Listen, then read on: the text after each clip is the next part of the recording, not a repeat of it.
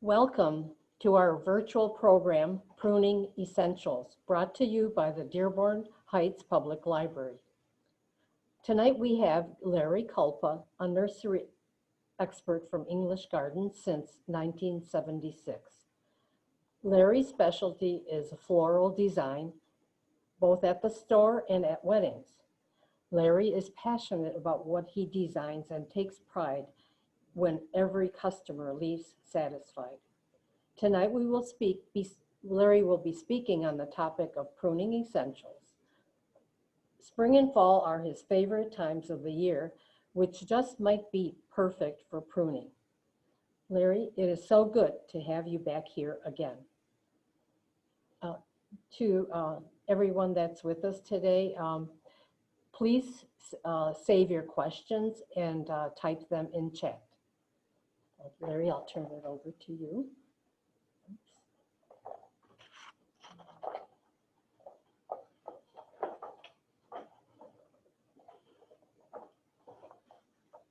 Good evening and welcome. Hope everything is well with everyone. I'm here to explain that there are different times of the year for pruning, and each different type of plant requires different types of pruning techniques. One of the most important things is your flowering shrubs.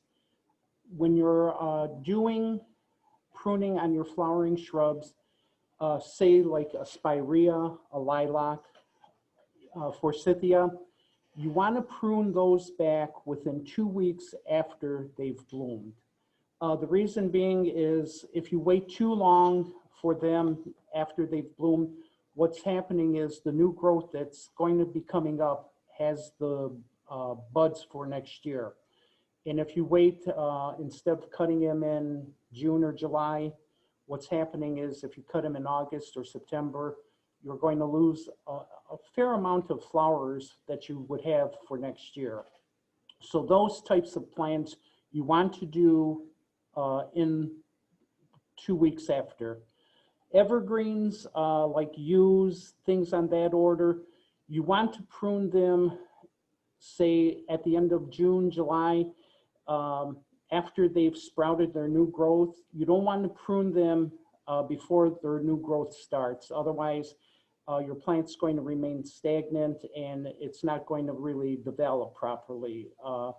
It will probably send out some shoots if you were to prune it earlier, and you're going to end up having to prune it a second time. So I always suggest like yews, spruces and that, it's best to prune them after the growth comes out, because you'll see, okay, you might have, let me try to get my hand in there. Yeah. Here we go. Say this is the palm or the frond of your spruce tree, and all of a sudden it starts shooting out sprouts this way. And this way you're going to see how far those grow. And if you think they're too long, you're going to want to trim those back to what they were to keep your tree in shape. Another thing with yews and evergreens, you try to prune them in the way they grew. You don't want to start pruning them too low. A lot of times people will prune a yew way back and it goes to the wood where it's very hard for new growth to come out. What ends up happening is people end up just destroying the plant and they have to dig it out. Things like burning bushes, you want to do during their dormant stage. That's probably like late fall or after the leaves are falling off, or early spring if you have a warm day, even in the winter time. You want to be able to prune those when you can see what type of wood is there. You want to check out, okay, I did mine back in March, and you could see where new growth is coming on the wood. You'll see like what they call the bud nibs coming out. a lot of times you'll be able to see that some of the wood does not have any of those on there, so you know that it's dead. Another way of telling if the wood is dead, nip a little piece off. And if it's not a nice white, fresh color inside, especially around the edges, if it doesn't have a little bit of green there and it's more of a beige color, you know that that's probably a dead stem. And I would just keep cutting down until you come up to a nice area that has the light white with the green edge. Because if it's going to be beige with the brown edge, you know that's dead. So that's why it's best to prune those in the winter time, or I mean early spring or late fall, because you're able to see which branches are dead. Fruit trees and berries, again, right after the berries are done, you want to probably trim some branches, maybe something had overgrown. You're going to want to prune those at that time, because if you wait again too long for pruning that, you're going to be cutting off next year's buds. I noticed a lot of people have trimmed their dogwoods early. And right now, if you look at a dogwood, even though they're starting to lose their leaves, what's happening is, if you look at the tips, you're going to see little buds forming. And on those buds are for next year's blooms. So you don't want to cut any of that. You want to leave that over winter. And then again, as soon as they're done blooming, then you can prune it, because you don't want to cut anything that will be produced blooming in the springtime.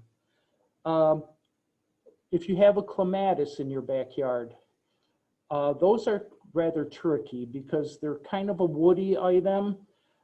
Some of them will shoot up and they'll grow. If you're not controlling it, it ends up getting quite woody, and you're going to have some heavy woody branches, and then they're going to be sending up the shoots, and those will be growing, and they get rather wild. So you're going to want to probably trim those in the late fall. And I trim mine almost an inch above the ground. I know some people will say, well, what are you doing? You're getting rid of it. No, I trimmed mine back, and mine is completely covering the trellis that it's on. So they do grow. I've trimmed them or even in midsummer after they've bloomed, and they come back really hardy. In fact, I just pruned one, and it's already about 4 feet tall, and it looks even healthier than what it did before I pruned it.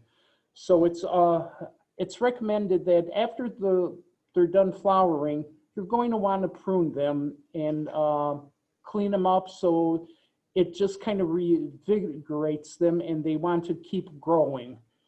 Now, one thing too, people ask, what about rose bushes? Rule of thumb is, in the springtime, if you see forsythia blooming, that's when you're going to want to prune your rose bushes. It's always a good time to do them. Again, you can see on the rose bushes which stems have not survived the winter. Sometimes you'll look at it and you'll look at your whole rose bush and you go, oh my God, I'm going to dig it out because the whole thing is dead. With the rose bush, I wait.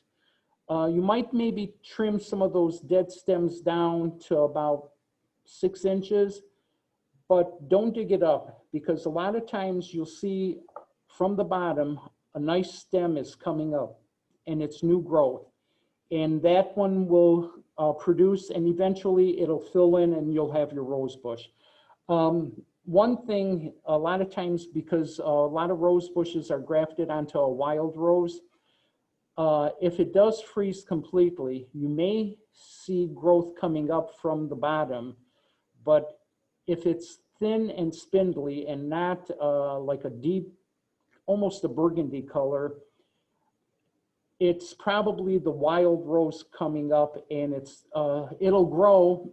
You'll get a rose that has maybe sort of a reddish color, single bloom, or single row of petals, that is a wild rose. That's what the original rose was grafted onto, and you're probably going to want to dig that out because you don't want it around anymore.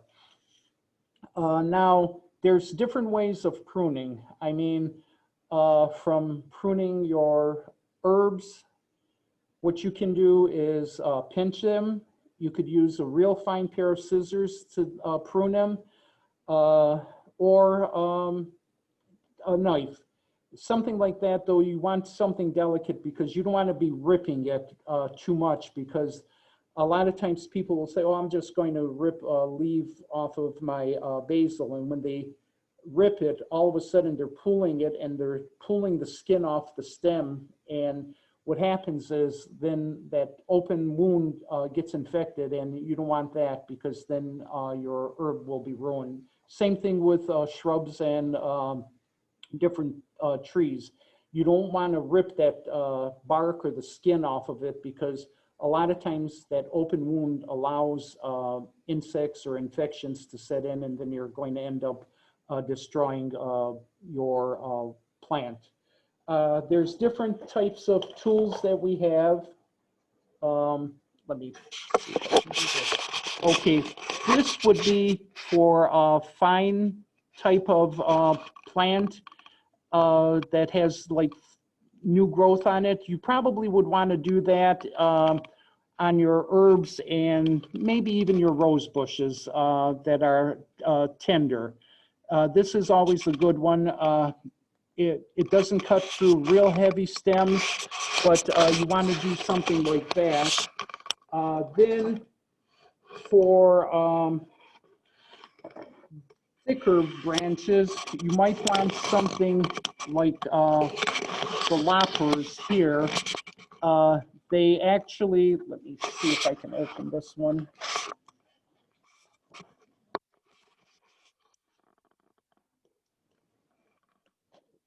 They open up and you could actually put the branch inside and then just cut it. Now, this is for like medium type things, maybe like to use on a dogwood or even on your burning bushes, because the stems aren't that thick.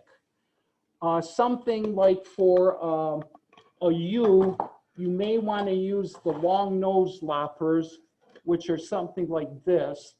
And these are even good for your spirea, because you've got a lot of branches, and you, instead of just trying to cut individually, you can grab hold of a bundle and then just snip with these, and they would actually cut through fairly good. For thicker branches, you're going to want, if you can reach them, you need something with a nice sharp edge. This is more for on use of a tree, and you could go ahead and just cut those down. And for even bigger branches, you probably want like a bandsaw, something that way. And if you really are up to it, if you want to cut your own tree down, fine. Otherwise, I recommend having somebody come in and cutting it for you. Now, with your hydrangeas, one thing they say, when do you prune hydrangeas? A lot of people always ask that. And with the hydrangeas, you're going to want to sort of deadhead them, but you don't want to do it in such a way. You want to make sure that you can see the little shoots coming up here.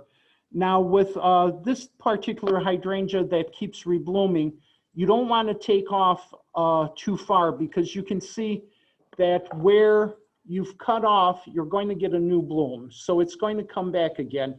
With the old-fashioned hydrangeas, more of the, like the Nico blue and that, what you're going to want to do is, again, prune them as soon as they're done blooming. But again, only go as far as the first set of leaves, because what's going to happen is you're going to get a new shoot of greens over there. And what happens is you have your new buds for next year. Now, a lot of times with the old-fashioned hydrangeas, if they're getting kind of stagnant and they don't want to bloom anymore, you may want to cut all the way to the base and let new growth come out, and that'll fill in. I know a lot of times people will say, well, then I won't have any blooms that year. Well, that's the sacrifice you have to make to sort of revitalize the plant. You need to cut back completely down to the base and then let it come up again. And then the following year, you should have a nice full hydrangea. Again, what you could see here, a lot of times you get a branch that isn't growing like the rest of the shape. It could be that it was damaged by wind, by rain, something hit it, and now all of a sudden it's bent. Now this particular branch, you can see right here, okay, even though it's coming straight out and it had a flower, but if you look further back, you see you've got two new shoots and they're going up. So what you're going to want to do with that is just trim it right there, and again, the shape of your hydrangea will be back again. And this way you're not destroying anything, it's just filling it in. And once you deadhead them, you don't want to let them go to this stage. You want them more like this to deadhead them.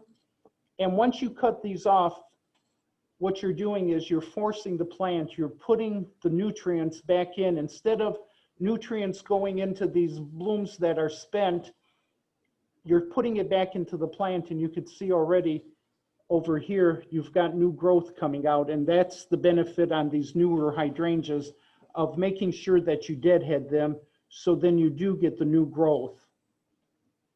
In this one, I mean, probably, I would say in about a week or so, you'll have more of the big blooms on it, and it makes it so much easier to maintain. Now with roses, again, you've got, in order to promote new growth, you want to make sure you deadhead all the spent blooms on there. So you can go through, now in some cases, if you wait too long and you've got new growth like this one, you can see right here, it's been on the stem too long and you've got new growth already filling in. So all you want to do is take these off, because what happens a lot of times with roses, I don't know if anybody's familiar with rose hips, but these can turn into rose hips in the fall. What they are is, you'll see them on rose bushes. They're round and they turn to a bright red. They almost look like a berry, but it's actually inside there are like seeds that you could try to plant, but that's only if you're interested in doing that. A lot of people just like to grow the rose hips because they can use them during the holidays in the fall. They can cut them off the plants, but I would prefer to see them cut off the plant rather than let them go into rose hips, because this way you're letting your plant kind of refurbish itself, and it'll just come back again. I have a drift rose in my backyard, and I just planted it this spring, and it's already in its 5th reblooming season. It's sending out all new growth, and it's looks like probably because it's been warm that it's going to really bloom again. Now this one doesn't have any new growth on it, so what you're going to want to do is go back to like the first set of leaves and just cut it there, and then let it, you'll get new growth there again. But this is the best way to make sure that rose bushes keep blooming.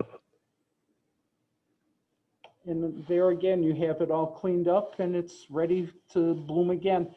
Usually with rose bushes, they bloom the first time in the spring, a nice full amount of roses. And then usually in the fall, again, they do fairly good. Now, what you want to watch out for when you're, what you want to prune is, okay, a lot of times if you've got branches that are kind of gnarly and they're growing into one another, you want to prune those.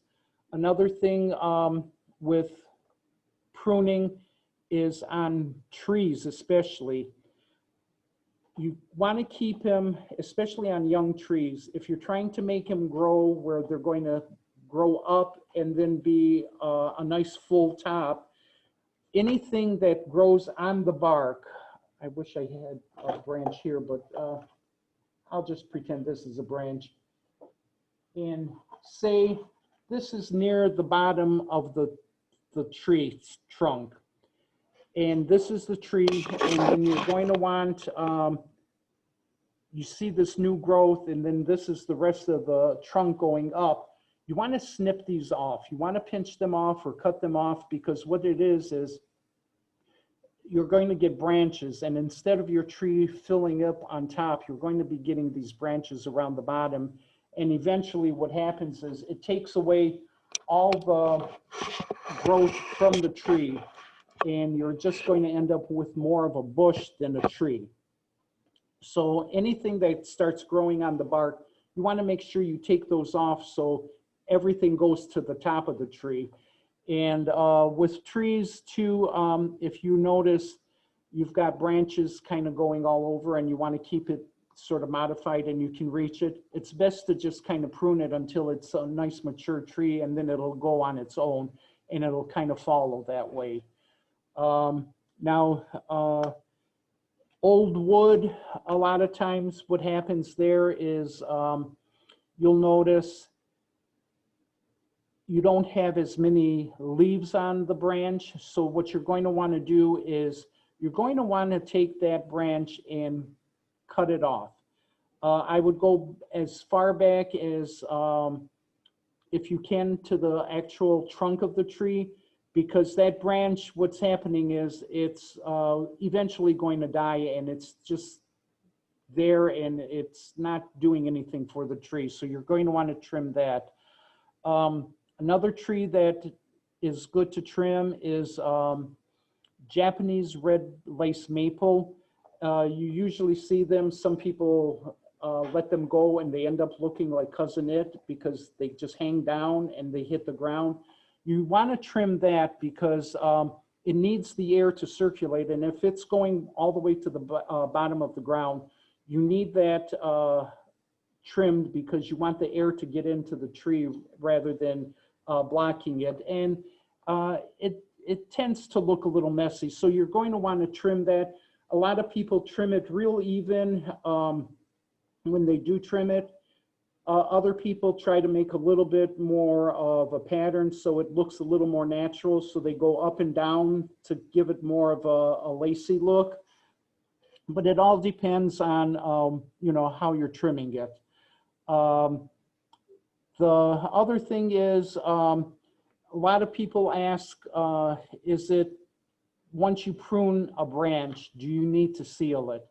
You could use a tree sealer on it. Otherwise, I've just taken some soil off the ground, wet it a little bit, and just rub it on, and that actually seals it too. And it hasn't hurt the tree at all. So it depends, you know. The other thing has a little bit of tar in it, and it actually seals it. What happens is if you cut a tree sometimes and it's a little bit close to the season where the sap is still kind of going through, you want to seal it because otherwise it'll start leaking sap and that could kill the tree. So that's why a lot of people use the sealers on it. But I haven't had any problems sealing my trees by using just some wet soil and rubbing it really well into the wound, and then it heals on itself. One thing on your roses is you kind of prune those to the eye. A lot of roses, especially I find the Old English roses, have a tendency to grow fairly tall. And sometimes people want them tall and leave them that way. Otherwise, once that shoot blooms, because a lot of times what happens is it just keeps growing, and then all of a sudden in June it stops and it forms buds, but it might be too tall for what you want. So as soon as it's done blooming, what I do is I would go down as far as you want to the leaf bracket, cut it off there, and then what you would get is eventually you're going to get some new shoots out of there, and it should fill in really nice, and your rose will be okay. I know some people prefer their bushes low to the ground, other people like them tall. So it's really a matter of opinion on rose bushes. Now, one thing that's important is when you prune, say you're done pruning your burning bushes and you want to go on to something else, I always take rubbing alcohol and I go ahead and just clean my tools with that. I make sure that the blade is nice and clean.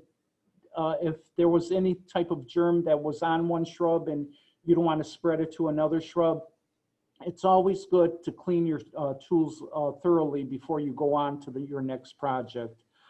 A lot of times, if it's a tall tree, I suggest make sure you have a ladder, make sure someone is there that, because a lot of times the ground is unstable and you don't want to be falling off, trimming a tree. So it's always good to have two people when you're doing that.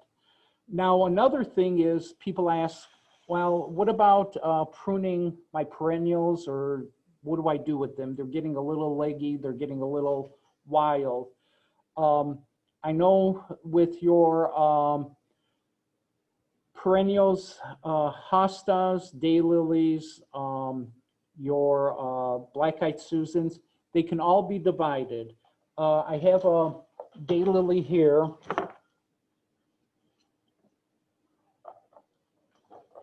And if you can see in there, you've got basically 3 or 4 little plants in there. And what I suggest is once they're done blooming, I would go ahead and just dig it out, the whole plant, and then just with a regular sharp knife, go in there and cut the roots. It's not going to harm anything. You might cut through a root, but what you're going to want to do is cut that up, and then you could divide it. A lot of times with a hosta, what you end up doing is I dig them out and I end up getting my knife. I cut the leaves off and then I just cut it into 4 sections, and you end up with 4 new plants. And surprisingly, you can multiply your hostas on your own without having to go out and purchase them, because hostas do spread, they do get fairly big, and they're very easy to cut up and multiply on their own. Same thing with your black-eyed Susans, things on that order. You can just cut them up. Your daylilies. I started with 8 daylilies down my driveway, and I think now I have 30. And in the spring when they bloom, I mean, it's a real nice row of daylilies blooming. And all I did was I started with 8 and it just kept going. I know a lot of times people will say, well, my daylilies are starting to look bad in the fall. I don't want to cut those back too early, because what happens is if you cut them back too early and we end up having a fall that stays warm, they're going to resprout, and by the end of fall, it's going to look like you never did anything, because it's happened to me, so I know from experience. But I usually try to wait till maybe mid-October, end of October, if it's not really cold and you can still work out there. I cut them back then, and usually you might get a little bit of growth, but what's going to happen is it's nothing to worry about because they'll just come back next spring and they'll be fine. Always when you're doing dividing of your perennials, use a root stimulator in the ground once you're putting the new pieces in, because those have gone through a shock, and what you're going to want to do is make sure that you give them something that's going to make the growth come back. And the best time, like I said, is to do this in the fall, because when you do it in the spring, you can still get away if they're not completely up. But when you're doing it in the spring, a lot of times when you cut them, you're going to end up with sort of a lopsided plant, because you've cut, if it was a nice round plant and you've cut it into four, you're going to end up with one side being nice and full, and then you're going to have two sides that are going to be fairly empty because they've been cut there. So it's good to do it in the fall, put the root stimulator in, and then plant them. And then always do the watering to make sure that they do take good for you. You want to keep them well watered after you do divide them.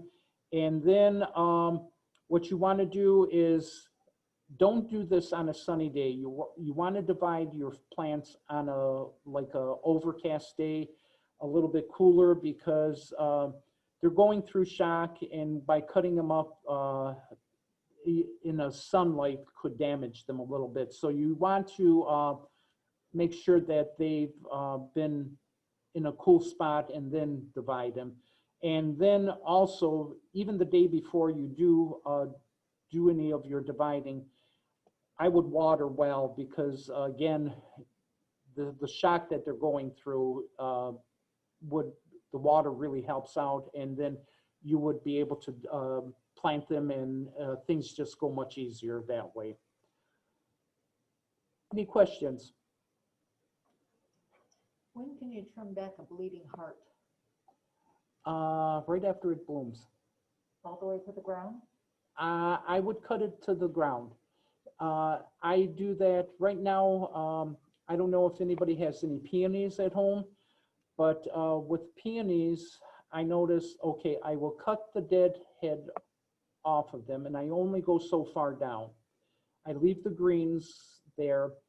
And right now, I looked at my peonies, and usually at this time of the year, it lets you know, especially since it's been fairly hot and humid, you end up getting like a mildew on the leaves. It's like a white film over your greens. What I do at that point is I cut my peonies completely down to the ground, because what's happening is they're not doing anything. That mildew is kind of destroying a little bit of the plant. So what I do is I go ahead and I cut them back, and next year they come back up and they're just as fine. I have two peonies in the front of my house, and one is a little bit in the shadow, and the other one gets a lot of light. That one blooms like mad. The other one hardly blooms at all. If I get 4 blossoms on it, I'm doing good. The other one usually has about 20 blooms on it. So I need to dig up my peony and move it again to a different location so it gets more light. The only thing is, when you dig up a peony, it's not going to bloom the following year, because it's going through a shock. You're digging it up and putting it into a new location. Most likely it will not bloom that year, but then the following year it starts to acclimate to its area and it will come back too. I have sedum. I have a lot of sedum along my fence line, and it's been there for probably 30 years. So they're really wide now. How do you just divide them, or is there? Yeah, you just divide them. It's funny because I have a sedum that I didn't plant. It's in a space between a fence only this wide, and what it's growing there, And right now it's probably about this big. It's been there about 10 years. Mhm. But in the front, I have divided my sedum, and I wait. Now with sedum, I usually do that more in the spring rather than the fall because I like to leave the flowers out for the birds to eat the seeds. Mhm.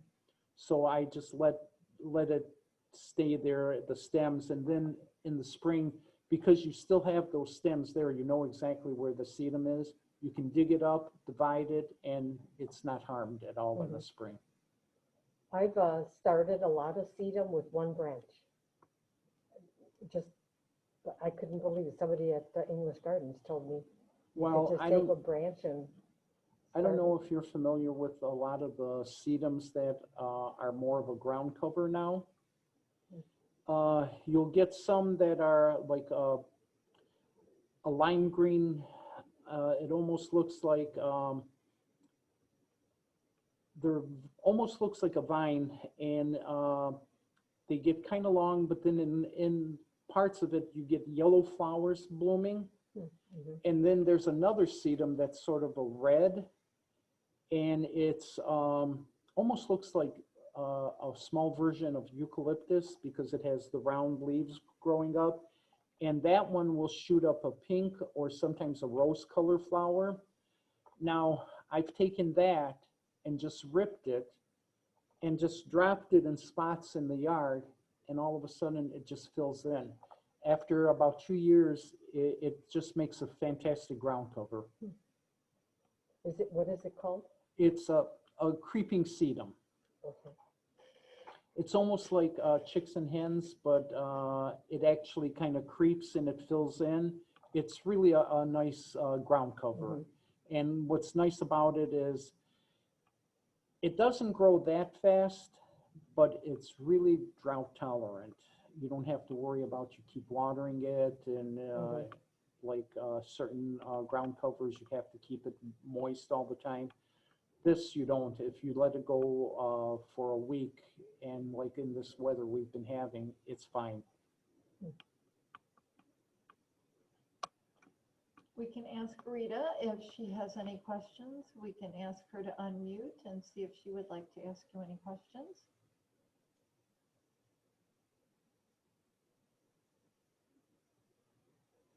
Rita, if you have questions for Larry, you could unmute and ask them to him directly.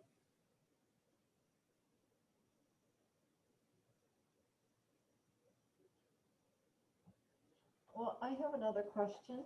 I have some boxwood and I have pruned them in the spring shortly after they have the new growth. But now it seems like they're getting more growth than I want. What about doing them a second time? You could do them a second time. I would wait till a little bit cooler weather so they don't burn, because a lot of times when you do cut them, the growth underneath might suffer a little bit. So I would wait till it's a little bit cooler to prune them again. And then if you prune them now, I would try to make sure that I do put some sort of protective covering around them for the winter, because that growth that you took off may not tolerate the coldness, so you might want to just cover it a little bit with maybe like a burlap, or just put a screen. Whichever way the wind blows the most, you're going to want to protect it on that side. In general, though, better to do just one pruning in the spring after. And I know a lot of people will say my boxwood doesn't look as good. I always suggest holly tone on them. It seems like all of a sudden, once you put the holly tone and rake it in really good around the base and water it well, it seems like all of a sudden your boxwood takes off a lot better. And do you have tips for pruning holly? Not real familiar with holly, but again, I would probably prune that in the fall after the berries set, because what happens is if you cut it in the spring, you're cutting your berries off for the fall. So I would wait until the berries are there, and then I would go accordingly and prune that and snip the branches off that have the berries. And then it'll fill in on its own for the following year.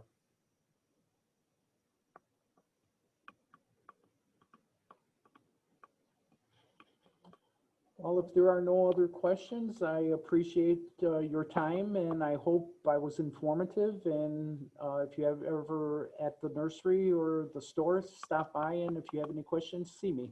Thank you, and have a pleasant evening.